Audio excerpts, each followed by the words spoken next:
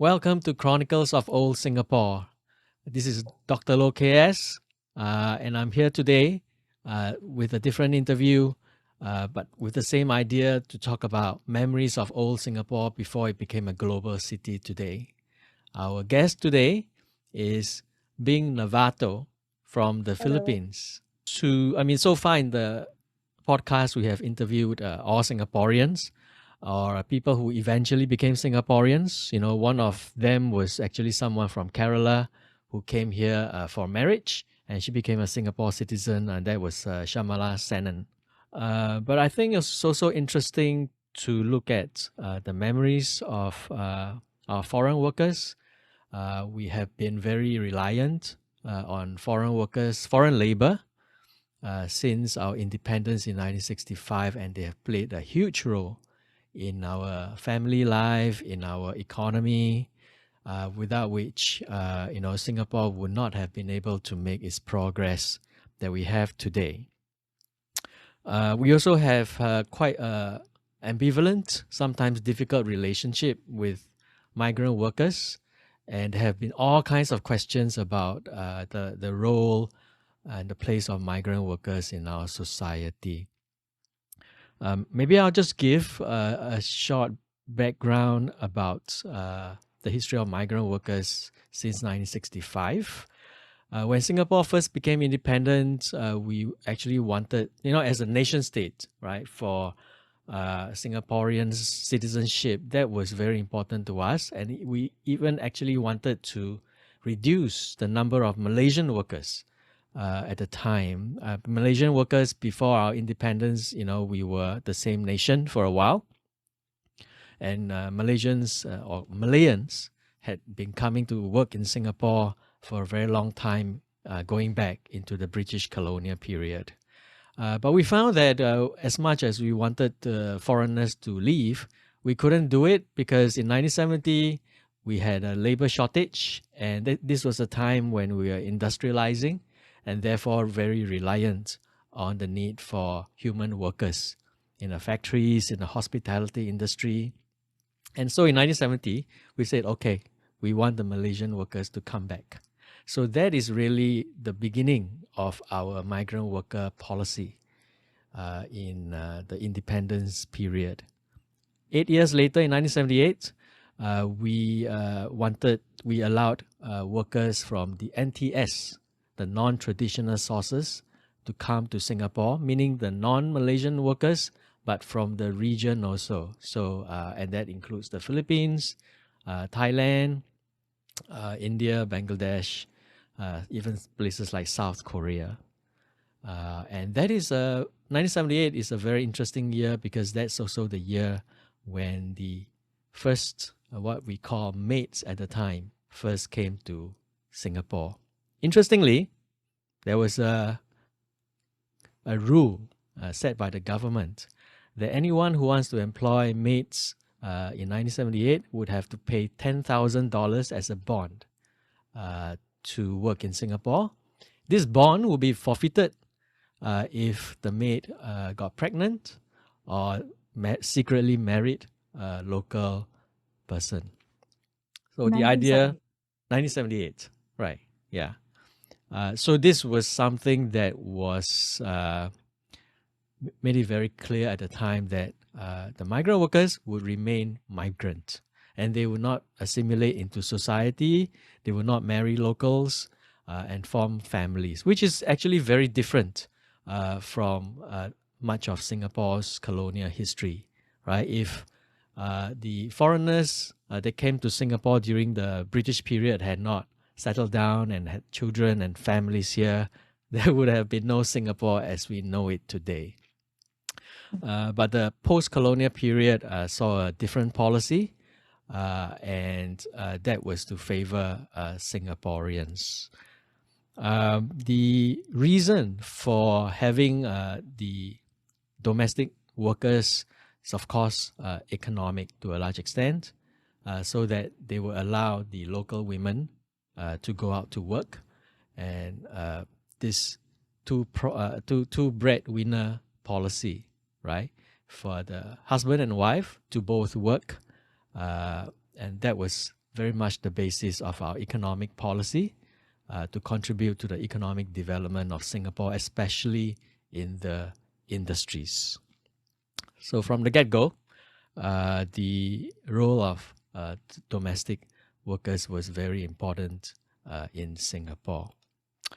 Right, so that's the historical background, right? So I guess we know these facts, but what we perhaps don't know and we like to find out is like, so today I think what we're gonna do is like looking into Singapore from the eyes of a foreigner, a foreign worker who came here to work for many years, actually. And this is something a bit new to many of us. We often think of the migrant workers as short term, transient. They come here for a few years, finish their contract, and go home. Actually, there is a group of migrant workers like our guest today who have been here a very long time. And Bing is, as far as I know, the longest one that I've known. She first, I think, came to Singapore in 1996. So just to perhaps say the last things here as in the introduction, uh, this episode is really for us to see the life and the work of migrant workers, in this case, a domestic worker in Singapore, through her own eyes, as well as to see how Singapore has changed from the 1990s to the present day from her perspective. So, enough of me talking. Let me welcome Bhing Navato.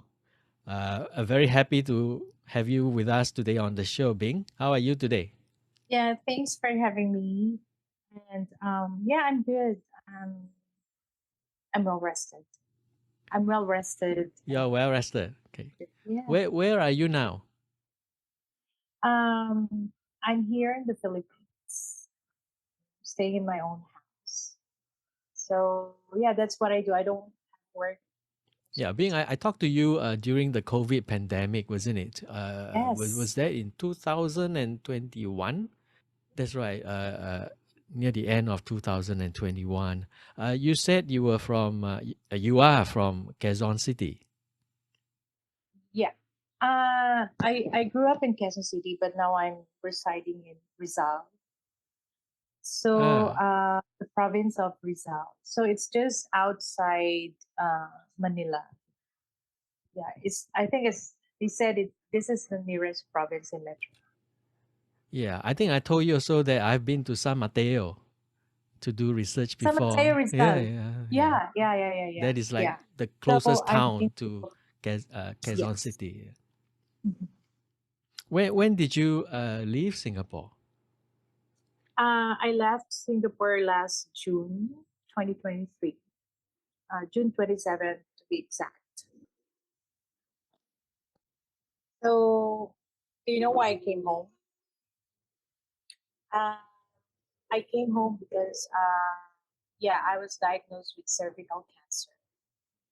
And yeah, that really cut off my job and everything, whatever I do in Singapore.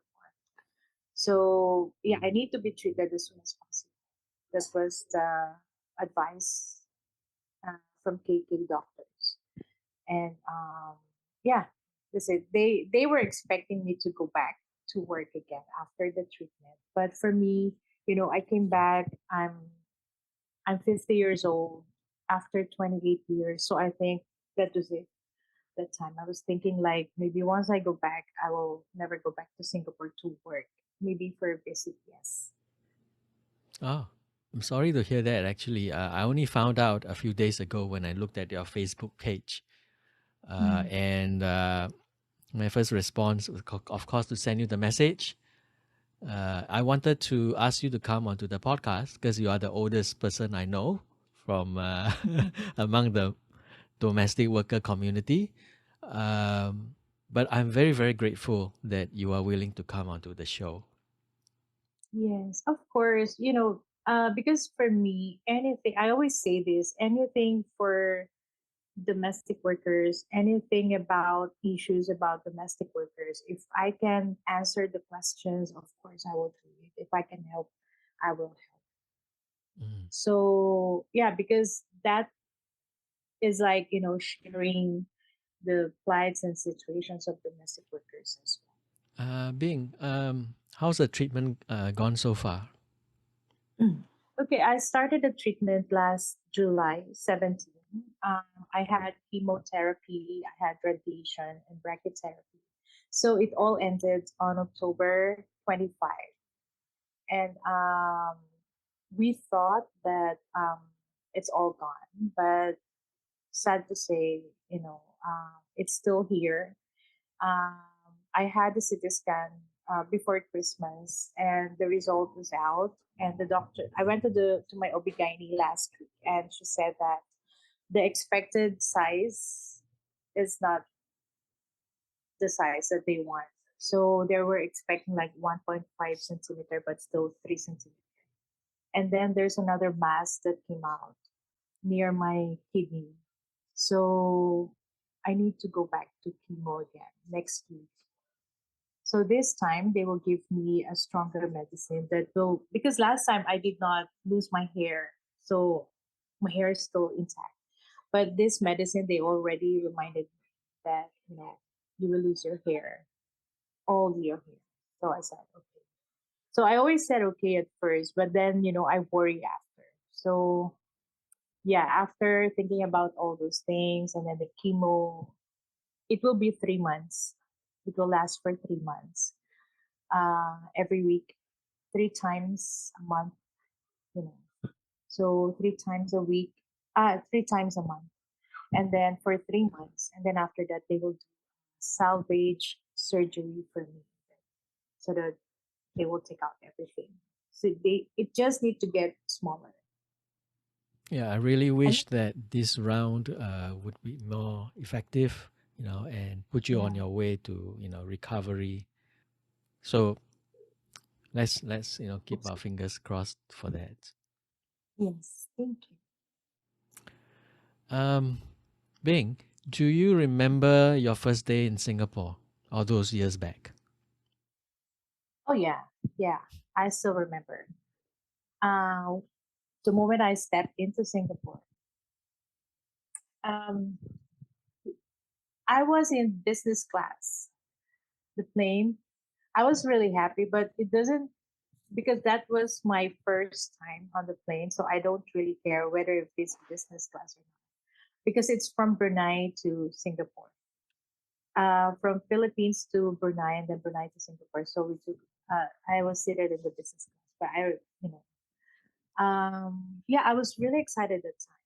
I came here like really late, and then I still remember the agent picked us up at the airport. There were like many, I think 5 or 6 of us. I don't remember anymore like how many of us, but I still remember where we went. So we went to this place where there's a house, and then it's full of domestic workers. I think first timers. So uh, Indonesian domestic workers and Filipinos. So there's so many. We were like sardines in one room. Like a And then like a hostel, is that right? no, it's not a hostel. It's It's an a office. house. It's a Yeah, house. it's the Okay. house of the agent. I don't know if it's the friend of the agent or like the agent's house. But there were so many of us. I remember that. So we need to. We woke up around 5 a.m. All of us. So we need to clean ourselves and then start working. So all of us were doing everything in the house. Like 3 people were cleaning the windows, the glass door. There was a sliding door, I remember. And Cleaning then the the agent's sliding door, like house. That's kind of yeah, yeah, strange. yeah. That was the training last time. I That's how they do. see. Yeah. Um, Do you but I remember was. what day that was? It was December 13th. I don't remember the date. It's almost Christmas Right. because Right. after that day, we were sent. The Singapore Shopping Center, Singapore Yes. Shopping. In Orchard Road, where 313 was there was Yeah, it yeah. was an old building. So there Singapore was Shopping a Center. place Yeah. there. Yeah, there was a place there where like we do the medical. So I was really amazed because after that we were ferried there for our medical. So I was mesmerized by the decorations of the shopping mall. I said, "This is very nice. It's Christmas." So it's all excitement that time. Although at night, I thought about my kids, my family, but then because of overwhelmed situations, you know, very busy. Nine. Sorry, because my mom was asking for No, something. no worries. Yeah. So yeah, that was How old were you at the time? 22. 22. This was in 1996. Yeah, I was 22. I would be 23. Yeah. Right. I think I came like 1995, December to 1995. Right. Yeah. Yeah. yeah, Okay. December to 1996. Mm, mm, mm. Yeah. Could So you talk about why did you choose Singapore? uh, that was a popular place, I mean country in the Philippines last time. And it's very common. Like you want to go to Singapore, there's an agent who talked to my dad last time. Maybe you want to ask her if she wants to go to Singapore because I think it was easy to go there. Though I did not hear about Hong Kong, but the first offer was Singapore at that time to me. So I just said yes. I just want to be out and have a stable job. So yeah. Did you have any relatives here already at the time? No, I don't have Mm. relatives. I don't have friends. Um, yeah, I'm just on my own that time. Go on. Tell us what happened after the cleaning. Yeah, after the cleaning, yeah, we went to the we went to this for medical. So yeah, then we went to medical, and then we all go back. And then after that, going back, I was transferred to another house again. They said, I remember that it is the sister of my agent. So that house in Clements, I tried to look for it. I mean, to go back there again, but I don't remember the place anymore. But I know it's Clements. So they waited for me, and then there was three of us in the house, three domestic worker in the house. They said they will teach us on how to use the vacuum cleaner, how to cook uh, Singaporean food, and yeah, how to do the like the laundry. So I remember we slept, in the living room, the three of us, and the first dish that was taught is the cabbage rice. Yeah. So that after cooking that, we ate that too. I remember I cooked chai po. Mm. Cabbage I rice, didn't know. is that the one that you just put a cabbage and the rice together in the rice Yeah, cooker? yeah, yeah, yeah, Yeah. yeah. They said it's a Singaporean food. That's what they. Yeah, and then after that we eat that. I don't know the chai po on how did you mix it because I didn't know the chai po until I ate the cheap way. Mm. Oh, I Mm. cooked this one before. So yeah. So yeah, after that, I slept there like one night, and then I went back to they uh brought me to the agency. So my dad and my first employer picked me up from there. So I was really excited. There if I will, if I will think about it now, like their house, the first time I saw it, I said, "Oh, you have a beautiful house." Their house is in Jurong West, near Nanyang.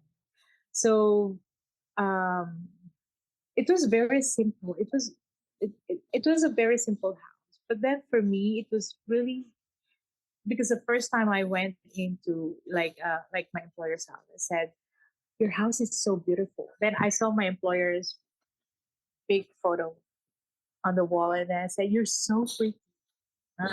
She was like, "Yeah." They were nice to me, although my first in my first employer, I had like 8 months salary deduction. My salary that time was only $320.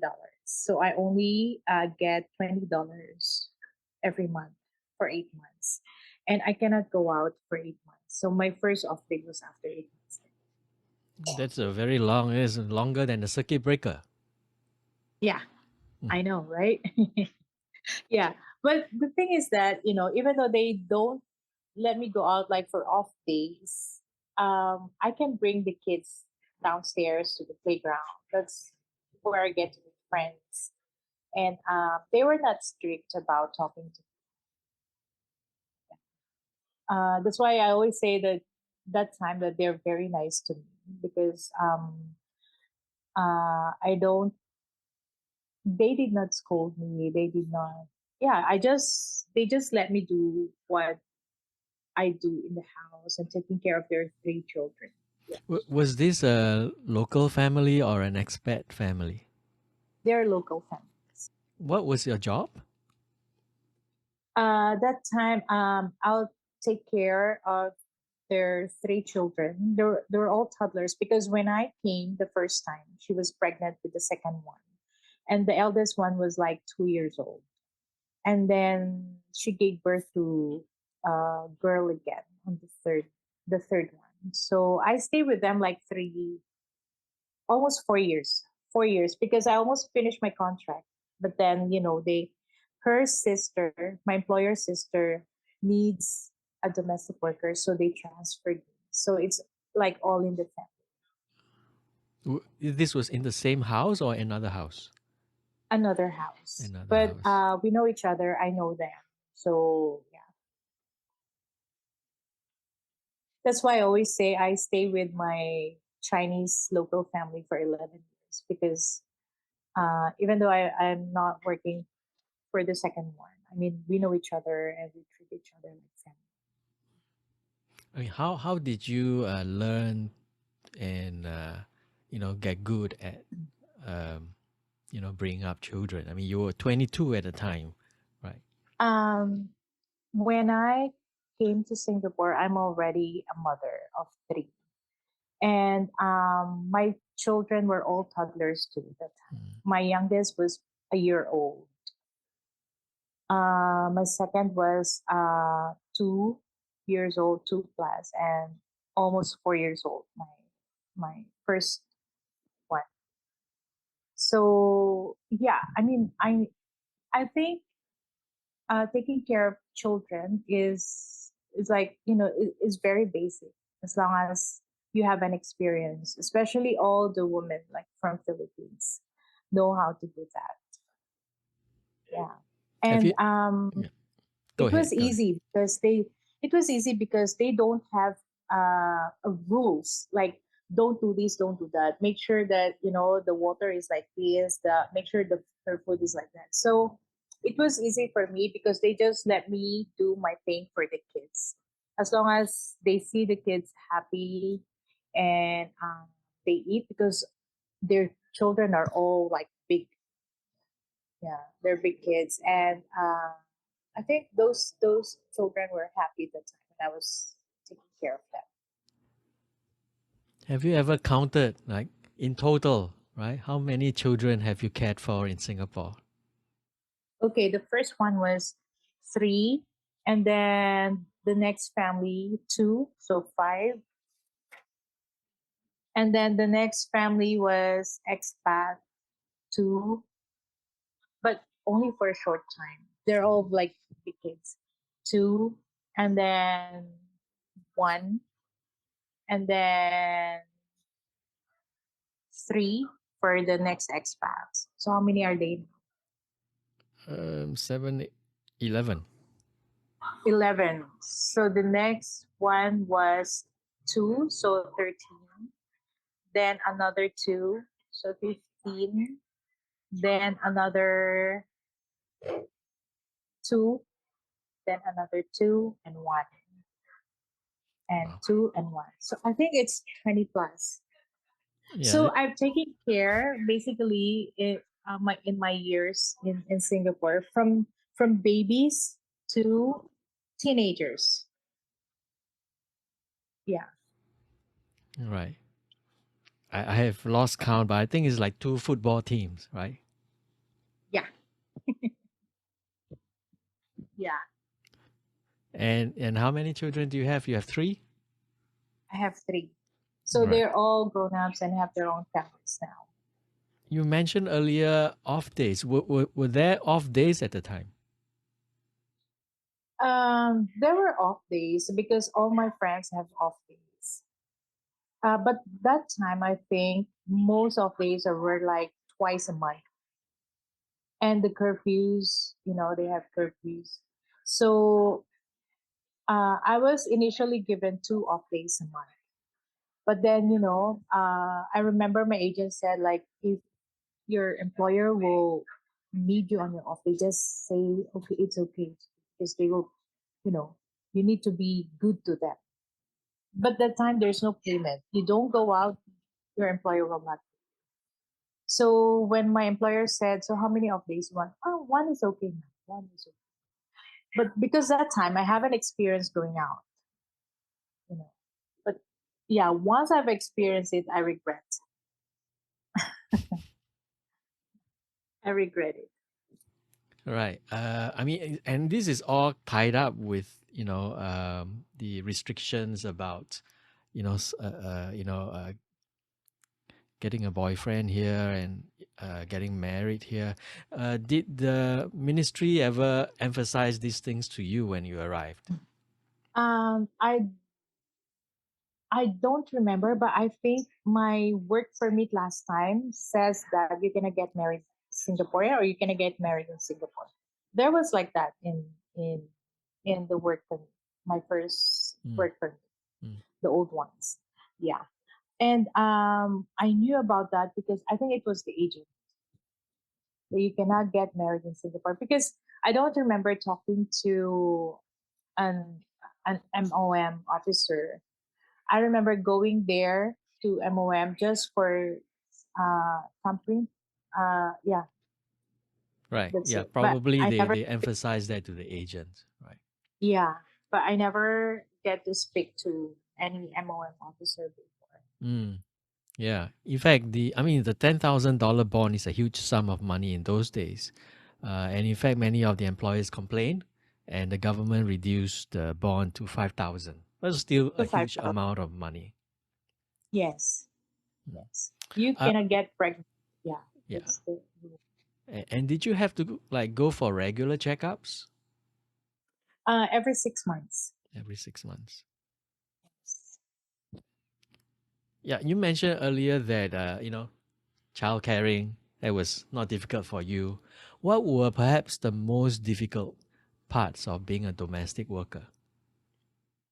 The most difficult part was like I think when your employer is very good to you, treated you like, like a human being inside the house, or treated you like a family inside the house, all the jobs, all the things that you will do for them is very easy.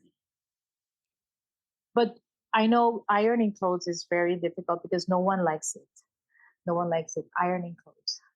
So when your employer is difficult, fussy, then everything will be difficult for you. Like, you wake up in the morning, you cook something for them, and then you cook something and still they don't like it. You clean the house and still looking for something that, oh, this is still dirty. Then everything will be difficult. I had an employer, a British employer last time, that I am not allowed to take, to touch her son. She never give her son to me unless they were going out at night for a date. But then the little boy is already sleeping, so I can only look at him. But yeah, that makes me difficult to, to connect with the kid. If we're alone, like the kid doesn't want, because she was the one who's doing it. Yeah, That's very strange, isn't it? yeah, she Mm. gets jealous. Uh, She gets jealous. Yeah. you mentioned ironing was very difficult. Could you explain why? Nobody likes it. Even the employer don't like it, right? I mean, um, ironing is not easy. I mean, for Filipinos, ironing is you need to do it after you do your like washing clothes or washing the dishes or after shower. Yeah. So if you will iron and then you wash your clothes or you wash your hand, it is big no no for Filipinos. I think Chinese also do that. I remember Amas also like, oh, Mm, don't touch any water. mm. Yeah. So and it's very tight. Good thing I have an employer who likes me, who asks me like, looking for work. So if I'm not doing anything, I just iron. So I don't get to iron a lot of clothes every day. That was the last employer. I'm always, nagging my wife to do ironing. I mean, most of the ironing is of her own clothes, so I think I should appreciate her ironing more. Yeah, you should.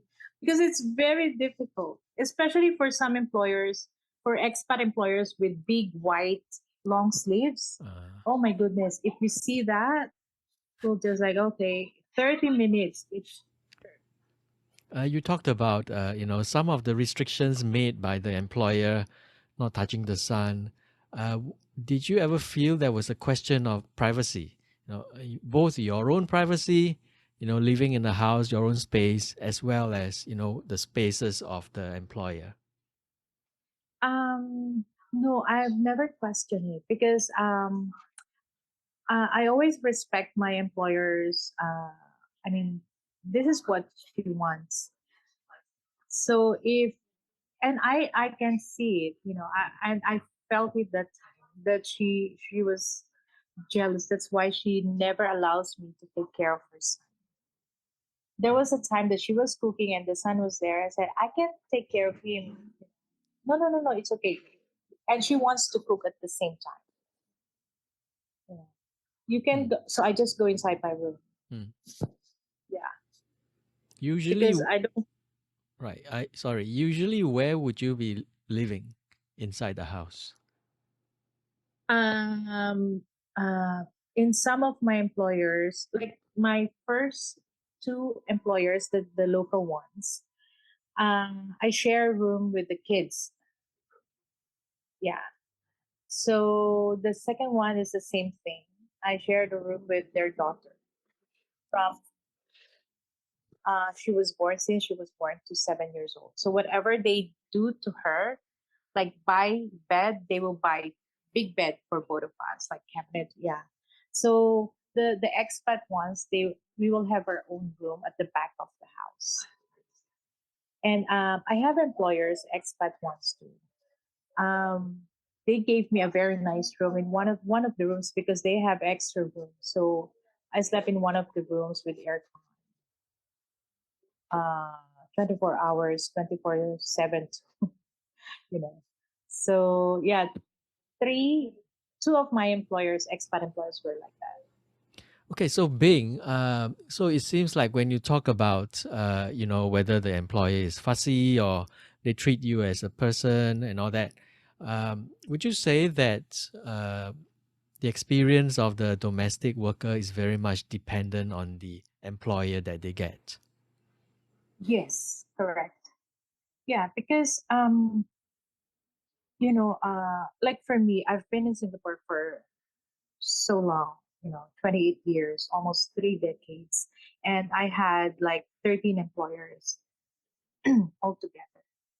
So every time I transfer, it always feels like the first time.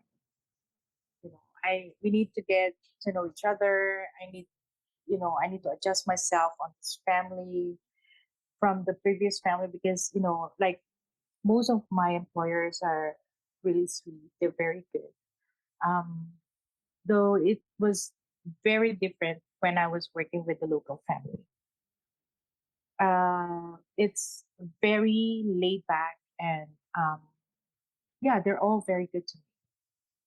And then going to uh, transferring to an expat family is different, even though they're nice, because the way you do your work, the way they ask for things is was different from the local ones. So I always adjust myself, and yeah, they were all very nice to me. That's why I'm not shy to do the things that I want to do. I ask questions, and they can ask me questions too.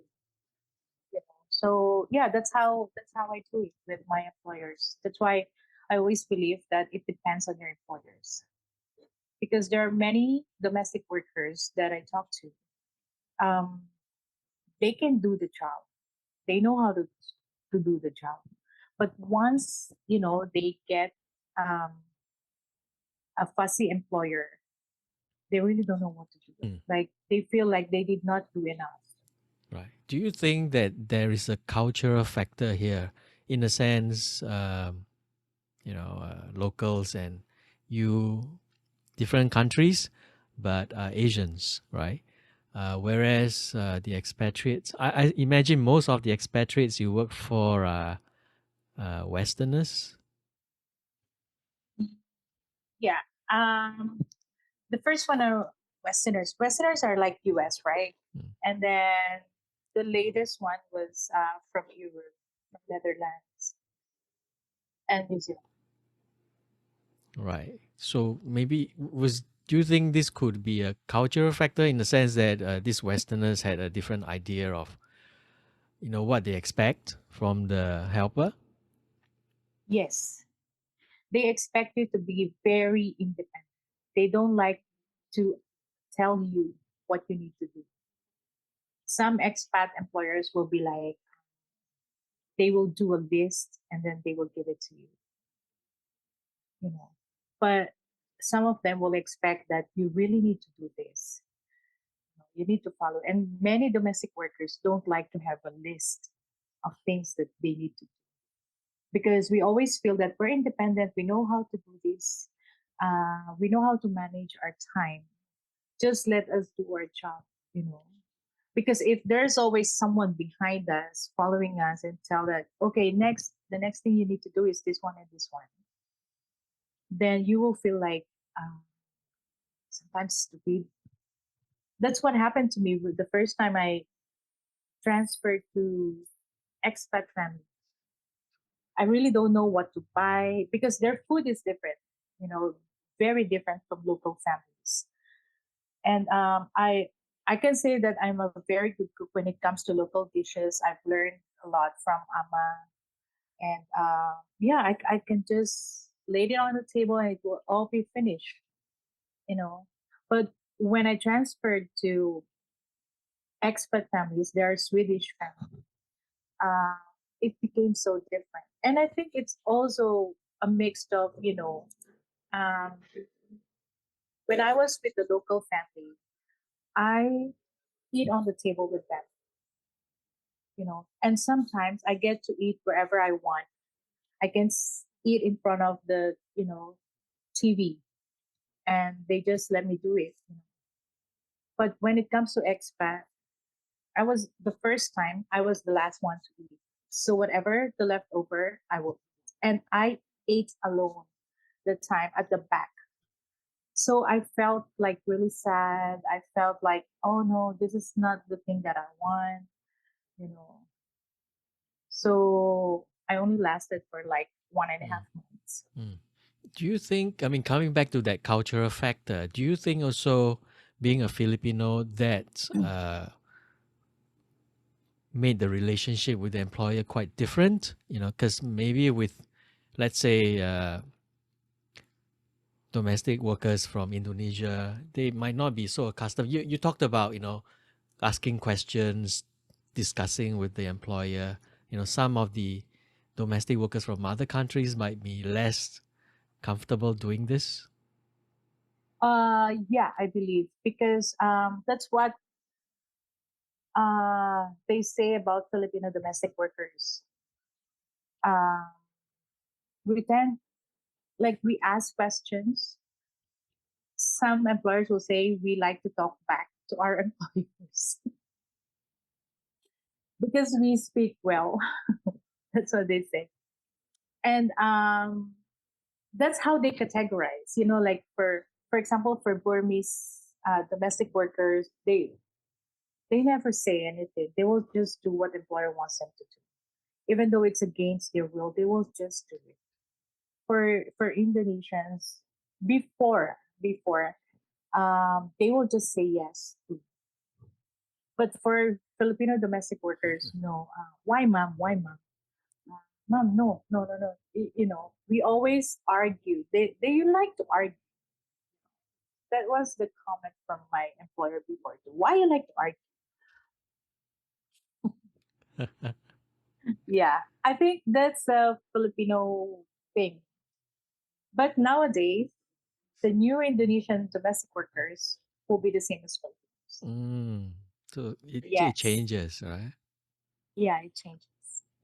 Yeah, but I guess that's very interesting dynamic, right? There's a kind of negotiation going on. You don't want to be rude, but at the same time, you are there to do a job and you know how to do your job. Yes. Yes. It's true. Because I always say when I became a volunteer, you know, that was the time when I found out about things that's been happening to many domestic workers that a lot of people don't know. When you're not in a volunteer community, you will never know what's happening outside. So when I became a volunteer, I've heard a lot of stories from the domestic worker themselves telling me their bad situations. And I've realized that it happened to them because they don't know how to express themselves, you know. And I will tell them that it is not easy to do it for me also. I mean, if I will say something, if I want to talk to my employer, I will count 1, 2, 3 and then go. Or sometimes I will just, okay, later I will do it. It's not easy, but you need to do it, because they need to hear you. They need to hear your situation. So the advice that I always tell them is to learn how to speak up in a right way. It is not about like, you speak up, this is my right, this is my right. No, it's not like that. You just need to tell your employers about how you feel about your situation and see where it goes. At least you tell them. If they still don't listen, then it's their fault. Yeah. So being you became a volunteer with Home, the NGO for migrant workers for about the last 6 years in eight, Singapore. Is that right? 8 years? 8 years. 8 years in Singapore. What were some of the stories that you heard? Um, the first story that I heard was that's where I started my writing, poetry writing, because uh, they slept, rice and egg every day. That's her meal every day: rice and egg, rice and egg, rice and egg. And then she sleeps, next to the aquarium, the big aquarium. That's why I said, oh, the fish has a better place than you. And then I've heard the stories of like sexual abuse. I've heard the stories of like physical abuse where a domestic worker was physically abused by her employer, and she feels like it's okay. Her passport was not renewed. It was expired for years already.